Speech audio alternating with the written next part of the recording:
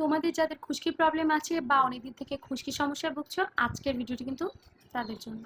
খুশকি সমস্যার জন্য যারা আমার থেকে কনসালটেন্সি নিয়ে থাকেন, বেশিরভাগকেই আমি এটা সাজেস্ট করি, নিজোডারের এই 2% কেটোকেনাজল যুক্ত শ্যাম্পু। কেটোকেনাজল কিন্তু সেবোরিক ডার্মাটাইটিস বা আপনার এক্সট্রিম খুশকিতে অনেক ভালো কাজ করে, কিন্তু অবশ্যই একটা নিয়ম মেনে আপনাকে এই শ্যাম্পুটা ইউজ করতে হবে।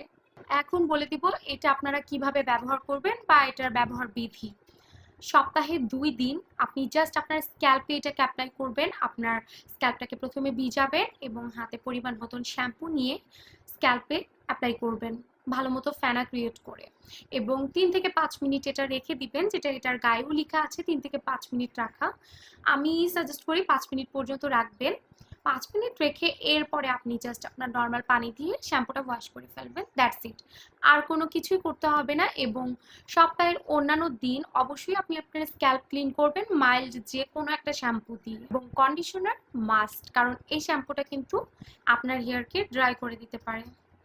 নিজোডারের এই শ্যাম্পুটার প্রাইস ছিল 300 টাকা এবং কোয়ান্টিটি ছিল 120 ml, এবং আমি এটা পারচেস করেছিলাম আরোগ্য থেকে। আরেকটা কথা ক্লিয়ার করে দেই, সেবোরিক ডার্মাটাইটিস বা খুশকির সমস্যায় যদি আপনি অনেক বছর ধরে ভুগে থাকেন, সেক্ষেত্রে ভালো হবে একজন ভালো ডার্মাটোলজিস্টের পরামর্শ নিয়েই আপনি এই ট্রিটমেন্টটি স্টার্ট করুন। আর আজকের এই ভিডিওটি কেমন লাগলো কমেন্ট সেকশনে অবশ্যই জানাবেন। ভিডিওটি যদি আপনাদের হেল্পফুল হয়ে থাকে প্লিজ আমার পেজটিতে ফলো দিয়ে যাবেন।